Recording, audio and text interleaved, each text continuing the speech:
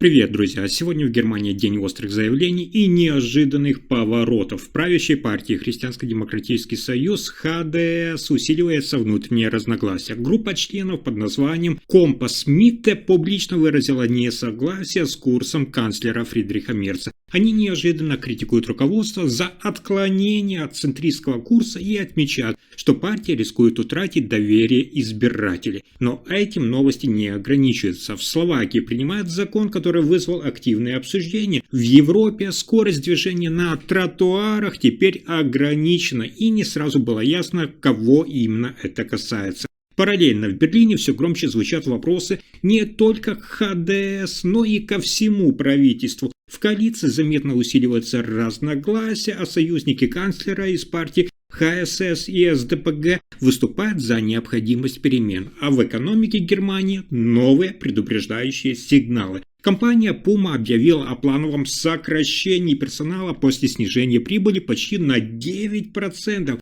И теперь инвесторы ожидают реакции рынка. И это только начало. Впереди новости из Китая, Соединенных Штатов Америки и Европы, которые напрямую повлияют на Германию. Спасибо всем, кто поддерживает канал подпиской и делится этим видео с друзьями. Итак, в Германии внутри партии Христианско-демократический союз ХДС возникло открытое разногласие. Группа партийных членов, которая называет себя Компас Митте, выступила против курса канцлера Фридриха Мерца. Они заявили, что ХДС, Христианско-демократический союз, смещает акцент в сторону упрощенных лозунгов и рискует утратить доверие избирателей. Эта группа требует, чтобы Фридрих Мерц изменил политику партии и вернул ее к классическому центристскому курсу. По их словам, ХДС должны снова быть народной партией, а не копировать жесткую риторику других политических сил. Внутри партии особенно критикуются высказывания по миграции и намеки на возможное сотрудничество с партией «Альтернатива для Германии» АДГ. Авторы обращения отмечают, если Христианско-демократический союз ХДС сохранит нынешний курс, партия может утратить часть своей поддержки и ослабить влияние в стране. Они требуют от Мерца четкого отказа от любых связей с радикальными партиями и возвращения к христианско-социальным принципам. Официальной реакции Фридриха Мерца пока нет. Руководство ХДС не дало комментариев, но ситуация уже стала публичной и может перейти в серьезную внутреннюю дискуссию. Следующая новость оказалась неожиданной для всей Европы. В Словакии вызвало бурную реакцию сообщений о введении ограничения скорости, но, как выяснилось, не для всех. Парламент страны принял закон, предусматривающий на тротуарах и пешеходных зонах ориентировочную скорость ходьбы 6 км в час. Однако депутат Любомир Вазны пояснил, что правило не касается обычных пешеходов, а только тех, кто использует скутеры, электросамокаты или велосипеды на пешеходных зонах. Законодатели подчеркивают, цель – это повысить безопасность и разгрузить тротуары, но общественность восприняла эту инициативу как запрет идти быстрее 6 км в час пешком. Теперь ситуация прояснена. Пешеходы могут двигаться в любом темпе. Новая норма вступит в силу с 1 января 2026 года и станет первой попыткой в Словакии регулировать поведение всех участников движения на тротуарах. Общественные и бизнес-круги следят за тем, как закон будет применяться на практике, и не исключают необходимость уточнения в отдельных городах. Следующая новость связана с обсуждением курса канцлера Фридриха Мерца. Лидер фракции партии Христианско-демократический союз ХДС в Бундестаге Йенс Шпан заявил, цитата, «Мы вместе несем ответственность за результаты, которые пока оставляют желать лучшего». Он отметил, что правящая коалиция из ХДС, ХСС и Социал-демократической партии Германии СДПГ теряет поддержку граждан. По словам Шпана, именно в этот избирательный период решится, останутся ли обе партии народными силами. Он добавил, что доверие к правительству под представительством федерального канцлера Фридриха Мерца серьезно пошатнулось и призвал коллег по коалиции к саморефлексии. Цитата: «Выигрывать вместе означает и отвечать вместе». Шпан критикует своих партнеров за чрезмерную риторику и обвиняет Социал-демократическую партию Германии в участии в шоу возмущения во время дебатов по городскому облику. Он подчеркивает, в обществе чувствуется усталость и важно восстановить доверие избирателей. Несмотря на недовольство, он поддерживает продолжение коалиции, цитата, «Она должна держаться, потому что каждый понимает свою ответственность».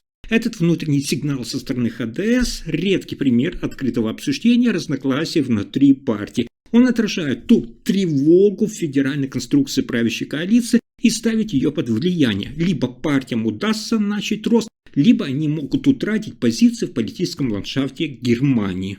Но на этом сюрпризы дня не заканчиваются. Что происходит в экономике Германии?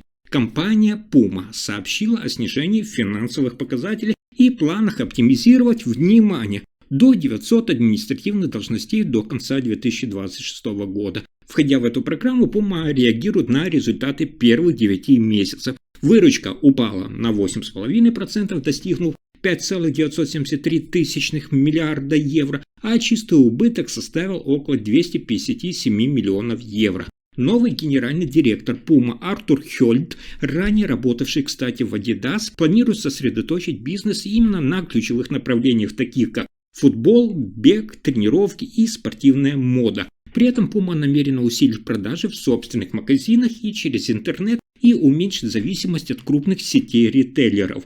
Компания также анонсировала реформу продуктовой линейки. Ассортимент будет сокращен, чтобы уменьшить издержки и повысить эффективность. Уровень складских запасов, который за квартал вырос на 17,3%, потребуется нормализировать. По словам руководства, 2026 год будет переходным. Цель – это стабилизировать положение, а рост вернуть к 2027 году. И это только начало. В Берлине восприняли как позитивный сигнал заявление Китая о возможных исключениях из-за запрета на экспорт микрочипов компании Nexperia. Министерство экономики Германии заявило, такие шаги из Пекина – первые признаки смягчения конфликта и возможность стабилизировать поставки. Китайское торговое ведомство объявило, что оно будет учитывать реальную ситуацию предприятия и готово допустить экспорт тех чипов, которые соответствуют определенным критериям. Министерство в Германии подтвердило, что пока речь идет лишь о возможностях, детали еще предстоит согласовать. Нидерланды, напомню, в конце сентября национализировали подразделение Nexperia, производителя чипов, принадлежащего китайской группе, мотивировав это соображениями безопасности. После этого Китай временно ограничил экспорт ее продукции. Европейские автопроизводители выразили свою обеспокоенность. Перебои с поставками уже создают риски для производственных процессов. Если Китай действительно разрешит сырьевые поставки, это может облегчить ситуацию в немецкой промышленности и предотвратить дальнейшие сбои. Но пока нет ни официальных критериев, ни подтвержденных решений, все находится в стадии переговоров. А дальше еще интереснее. Президент Соединенных Штатов Америки Дональд Трамп объявил о новом порядке приема беженцев в стране.